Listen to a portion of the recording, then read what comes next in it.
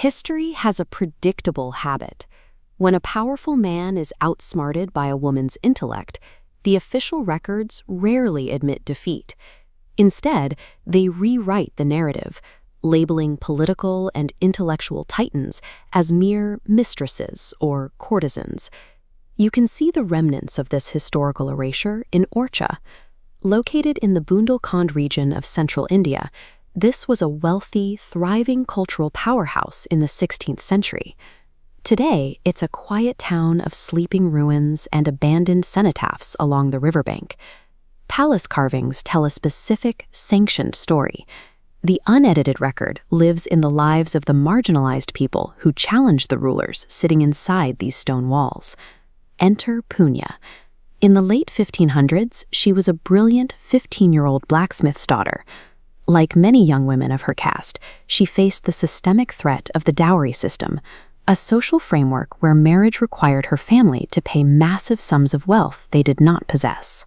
Her life changed when King Indrajit Singh rode to her village. He heard Punya singing a simple, rhythmic folk song while working the forge.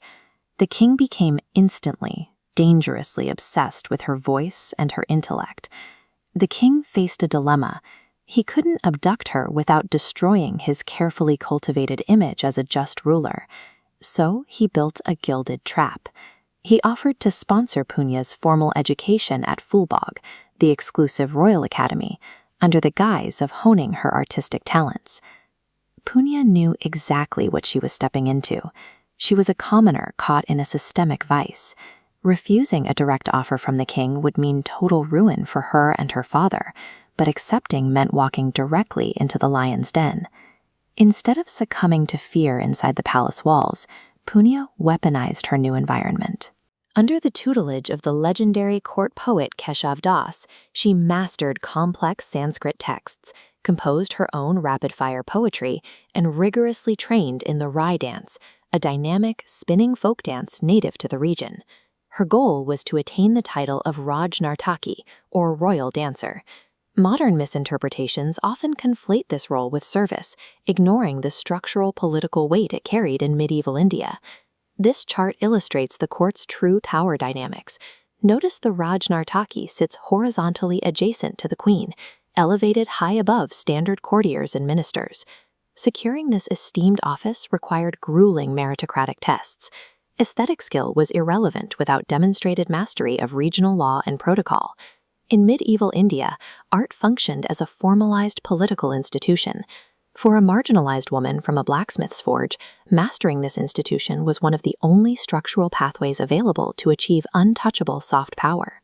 Punya's ultimate test came at the Grand Kachawa Mahotsav, an annual spring festival that drew the best artists from across the region.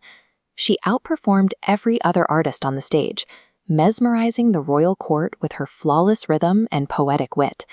King Indrajit made his move.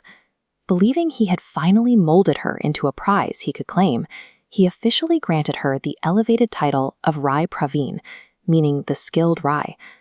But when the king expected her to finally submit to his private advances, she flipped the script. Using the exact razor-sharp wit and poetic brilliance he had paid to cultivate, she refused him. She demanded a formal marriage. Rai Pravin explicitly referenced the Hindu vow of the North Star, a sacred ritual binding two souls, declaring that her body and her art were not royal property to be taken without an unwavering, lifelong commitment.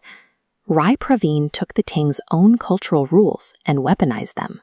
She used the strict religious traditions of Hindu marriage as an impenetrable shield against the total authority of the monarchy. The refusal paralyzed the king.